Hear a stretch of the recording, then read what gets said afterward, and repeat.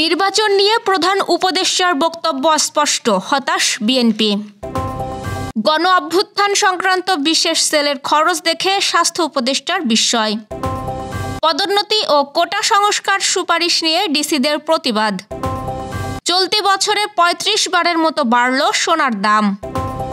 গুচ্ছ ছাড়ল খুলনা বিশ্ববিদ্যালয়, ভর্তি পরীক্ষা ১৭ এপ্রিল। সাতক্ষীরার হাট বাজারে রাত ১০টার পর দোকান বন্ধের নির্দেশ। যশোরের মাদ্রাসার সেই ভাইরাল ভিডিও নিয়ে চলছে আলোচনা সমালোচনা। ভারতের কাছে বড় হার, ফাইনালের স্বপ্নভঙ্গ বাংলাদেশের। শুনছিলেন দিনের খবরের প্রধান শিরোনাম, এবার বিস্তারিত। তার আগে গ্রামের কাগজের ইউটিউব চ্যানেল সাবস্ক্রাইব করুন এবং সব খবর পেতে ফেসবুক পেজ ফলো করে রাখুন। আগামী সংসদ নির্বাচনের সময় নিয়ে অন্তর্বর্তী সরকারের প্রধান উপদেষ্টা ডক্টর মোহাম্মদ ইউনূস যে বক্তব্য দিয়েছেন তা অস্পষ্ট বলে মনে করছে বিএনপি। একই সঙ্গে প্রধান উপদেষ্টার বক্তব্যে নির্বাচন অনুষ্ঠিত হওয়ার সুনির্দিষ্ট তারিখ উল্লেখ না থাকায় হতাশও হয়েছে দলটি। বৃহস্পতিবার গুলশানে দলের চেয়ারপারসনের রাজনৈতিক কার্যালয়ে এক সংবাদ সম্মেলনে এই হতাশার কথা জানান দলটির মহাসচিব মির্জা ফখরুল ইসলাম আলমগীর। মির্জা ফখরুল বলেন, ১৮ ডিসেম্বর রাতে বিএনপির স্থায়ী কমিটির সভা অনুষ্ঠিত হয়। সেখানে দলের ভারপ্রাপ্ত চেয়ারম্যান তারেক রহমান সভাপতিত্ব করেন। সেই সভায় গত ১৬ ডিসেম্বর বিজয় দিবসে প্রধান উপদেষ্টা ডক্টর মোহাম্মদ ইউনূস জাতির উদ্দেশ্যে যে ভাষণ দিয়েছেন তা নিয়ে বিস্তারিত আলোচনা হয় এবং পরবর্তীতে প্রধান উপদেষ্টার প্রেস সচিব সংবাদ সম্মেলনের মাধ্যমে উপদেষ্টার ভাষণের যে ব্যাখ্যা দিয়েছেন তা নিয়েও আলোচনা হয়।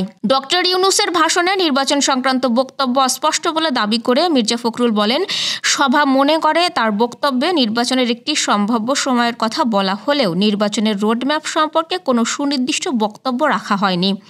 ডক্টর মোহাম্মদ ইউনূস ২০২৫ সালের শেষ অথবা ২০২৬ সালের প্রথম অংশে নির্বাচন অনুষ্ঠানের কথা বলেন, যা একেবারেই অস্পষ্ট। নির্দিষ্ট কোনো সময় উল্লেখ নেই, অথচ তার প্রেস সচিব বললেন যে ২০২৬ সালের জুন মাসের মধ্যে নির্বাচন অনুষ্ঠিত হবে, যা পরস্পর বিরোধী। সাংবাদিকদের এক প্রশ্নের জবাবে মির্জা ফখরুল বলেন, আমরা আশা করেছিলাম প্রধান উপদেষ্টা নির্বাচনের সুনির্দিষ্ট রোডম্যাপ দিয়ে দেবে, সেটা তার বক্তব্যে নেই, এটা আমাদের হতাশ করেছে। জুলাই আগস্টের ছাত্র জনতার অভ্যুত্থানের ইতিহাস সংরক্ষণ, শহীদ ও আহতদের পূর্ণাঙ্গ তালিকা চূড়ান্তকরণ, আহতদের চিকিৎসা এবং তাদের পরিবারকে সহায়তা দিতে একটি বিশেষ সেল গঠন করেছে অন্তর্বর্তী সরকার। গত ২৭ অক্টোবর স্বাস্থ্য মন্ত্রণালয়ের অধীনে গণ অভ্যুত্থান সংক্রান্ত বিশেষ সেল গঠনের কথা জানায় মন্ত্রিপরিষদ বিভাগ। ১.৫ মাসে এই সেল কেনাকাটায় খরচ করেছে ৪৪ লাখ টাকারও বেশি। তা দেখে বিস্ময় প্রকাশ করেছেন স্বাস্থ্য উপদেষ্টা নূরজাহান বেগম। পরবর্তী নির্দেশ না দেওয়া পর্যন্ত অপ্রয়োজনীয় কেনাকাটা বন্ধ রাখারও নির্দেশ দেন তিনি। গত ২রা ডিসেম্বর বিকালে স্বাস্থ্য মন্ত্রণালয়ের সম্মেলন কক্ষে বিশেষ সেলের সার্বিক কার্যক্রম নিয়ে অনুষ্ঠিত সভায় এমন নির্দেশনা দেন উপদেষ্টা। স্বাস্থ্য মন্ত্রণালয়ের অধীনে গঠিত এই সেলের সদস্য ১০ জন। এই সেলের দলনেতা মন্ত্রণালয়ের একজন অতিরিক্ত সচিব। উপসচিব পদে পরীক্ষা ব্যবস্থা প্রবর্তন ও প্রশাসন ক্যাডার থেকে ৭৫% বদলে ৫০% কর্মকর্তা নিয়োগের সুপারিশের ঘোষণার পরপরই তীব্র প্রতিক্রিয়া ব্যক্ত করেছে প্রশাসন ক্যাডারের সংগঠন বাংলাদেশ অ্যাডমিনিস্ট্রেটিভ সার্ভিস অ্যাসোসিয়েশন এবং সারা দেশের ৬৪ জন জেলা প্রশাসক। এ বিষয়ে অ্যাসোসিয়েশন একটি প্রেস বিজ্ঞপ্তি প্রকাশ করে এবং ৬৪ জন জেলা প্রশাসক মন্ত্রিপরিষদ সচিব ও জনপ্রশাসন মন্ত্রণালয়ের সিনিয়র সচিব বরাবর কার্যবিবরণী প্রেরণের মাধ্যমে প্রতিবাদ পাঠায়। অ্যাসোসিয়েশনের প্রেস বিজ্ঞপ্তিতে জানায়, দেশের সর্বোচ্চ আদালতে মীমাংসিত একটি বিষয় নিয়ে জনপ্রশাসন সংস্কার কমিশনের আনুষ্ঠানিক লিখিত প্রতিবেদন সরকারের কাছে জমা দেওয়ার আগেই আকস্মিকভাবে এই ধরনের ঘোষণা অনভিপ্রেত, আপত্তিকর ও রাষ্ট্র ব্যবস্থাকে দুর্বল করার শামিল। সারা দেশের সকল জেলা প্রশাসকও একই বিষয়ে প্রতিবাদ জানায় এবং এই প্রস্তাব গৃহীত হলে এটি প্রশাসন ক্যাডারের প্রতি বৈষম্যমূলক হবে, তারা জানান। দেশের বাজারে ফের সোনার দাম বাড়ানোর ঘোষণা দিয়েছে বাংলাদেশ জুয়েলার্স অ্যাসোসিয়েশন। সবচেয়ে ভালো মানের ২২ ক্যারেটের ১ ভরি সোনার দাম ২,০৮৮ টাকা বাড়িয়ে নির্ধারণ করা হয়েছে ১,৪০,৫৮৬ টাকা। বুধবার সন্ধ্যায় এক বিজ্ঞপ্তিতে এ তথ্য জানানো হয়। আজ বৃহস্পতিবার থেকেই নতুন এই দাম কার্যকর হয়েছে। এর আগে সর্বশেষ গত ১৪ ডিসেম্বর দেশের বাজারে সোনার দাম সমন্বয় করেছিল বাজুস। সে সময় ভরিতে ১,৭৭৩ টাকা কমিয়ে ২২ ক্যারেটের ১ ভরি সোনার দাম দাম 1,38,498 টাকা নির্ধারণ করেছিল সংগঠনটি। এছাড়া 21 ক্যারেটের প্রতি ভরি 1,32,200 টাকা, 18 ক্যারেটের প্রতি ভরি 1,13,316 টাকা এবং সনাতন পদ্ধতির প্রতি ভরি সোনার দাম 93,020 টাকা নির্ধারণ করা হয়েছিল, যা কার্যকর হয়েছিল গত 15 ডিসেম্বর থেকে।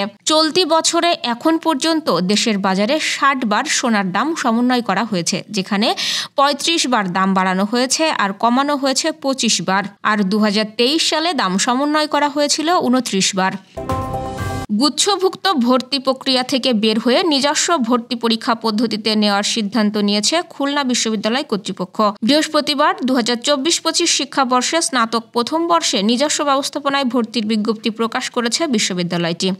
বিজ্ঞপ্তিতে বলা হয়, আগামী 10 জানুয়ারি বিশ্ববিদ্যালয়টিতে ভর্তির অনলাইন আবেদন শুরু হবে। ভর্তি পরীক্ষা অনুষ্ঠিত হবে আগামী 17 ও 18 এপ্রিল। বিশ্ববিদ্যালয়টি শিক্ষার্থীদের দ্বিতীয়বার ভর্তি পরীক্ষা দেওয়ার সুযোগ রেখেছে। 2020-21 শিক্ষাবর্ষে গুচ্ছ ভর্তি পদ্ধতি চালু হয়। সেই শিক্ষাবর্ষ থেকেই খুলনা বিশ্ববিদ্যালয় গুচ্ছের অন্তর্ভুক্ত ছিল। 4 শিক্ষাবর্ষ পর গুচ্ছ ছাড়ালো বিশ্ববিদ্যালয়টি। এর আগে জগন্নাথ বিশ্ববিদ্যালয় এবং শাহজালাল বিজ্ঞান ও প্রযুক্তি বিশ্ববিদ্যালয় গুচ্ছ ছাড়ার ঘোষণা দেয়। সাতক্ষীরার সব হাটবাজারে রাত 10টার পর দোকান বন্ধ রাখার নির্দেশ দিয়েছে জেলা প্রশাসন। সেই সাথে দোকানে দোকানে ক্যারাম ও তাস খেলা এবং টিভি দেখা নিষিদ্ধ করা হয়েছে। জেলা প্রশাসন বলছে, অপরাধ কমানোর পাশাপাশি পারিবারিক বন্ধন মজবুত রাখতে এই সিদ্ধান্ত। তবে এতে গ্রামীণ অর্থনীতিতে দীর্ঘস্থায়ী প্রভাবের শঙ্কা স্থানীয়দের। সারাদিন কাজ শেষে অনেকেই গ্রামের হাটবাজারে চায়ের দোকানে ভিড় করেন, চলে আড্ডাও। সাতক্ষীরার গ্রামগুলোতে রাত 10টার পর এসব দোকান বন্ধ রাখতে নির্দেশ দিয়েছে জেলা প্রশাসন। যশোরের একটি মাদ্রাসার ভাইরাল হওয়া ভিডিও নিয়ে তোলপাড় শুরু হয়েছে। ভিডিওর পেছনের ঘটনা প্রকাশ্যে আসার পর আলোচনা সমালোচনা আরও বেশি হচ্ছে। অনেকে প্রশ্ন তুলেছে, আদৌ এটি মঞ্চের সামনে থাকাদের কোনো ভালো বার্তা দিয়েছে কিনা। সামাজিক যোগাযোগ মাধ্যমে নানা শঙ্কাও প্রকাশ করছেন নেটিজনেরা। অনূর্ধ্ব-19 এশিয়া কাপের গ্রুপ পর্বে দাপট দেখিয়ে গ্রুপ চ্যাম্পিয়ন হয়েছিল বাংলাদেশ অনূর্ধ্ব-19 নারী দল। তবে সুপার 4-এর শুরুতেই হোঁচট খেল সুমাইয়া আক্তারের দল। শক্তিশালী ভারতের বিপক্ষে পাত্তাই পায়নি জুনিয়র টাইগার্সরা, হেরেছে বড় ব্যবধানে। বৃহস্পতিবার সুপার 4-এ নিজেদের প্রথম ম্যাচে ভারতের কাছে 8 উইকেটে হেরেছে বাংলাদেশ অনূর্ধ্ব-19 নারী দল। আগে ব্যাট করা বাংলাদেশ নির্ধারিত 20 ওভারে 8 উইকেট হারিয়ে মাত্র 80 রান তুলতে সমর্থ হয়। এই মামুলি লক্ষ্য 8 উইকেট ও 47 বল হাতে রেখেই টপকে গেছে ভারত। এই হারে ফাইনালে ওঠার স্বপ্নে বড় হোঁচট খেল বাংলাদেশ। সুপার 4 থেকে সেরা 2 দল ফাইনালে জায়গা করে নেবে। বাংলাদেশের হাতে আরও একটি ম্যাচ রয়েছে। সেই ম্যাচে জিতলেও নানা সমীকরণের দিকে তাকিয়ে থাকতে হবে জুনিয়র টাইগ্রেসদের। এই ছিল দুপুরের আয়োজন। সাথে থাকার জন্য ধন্যবাদ।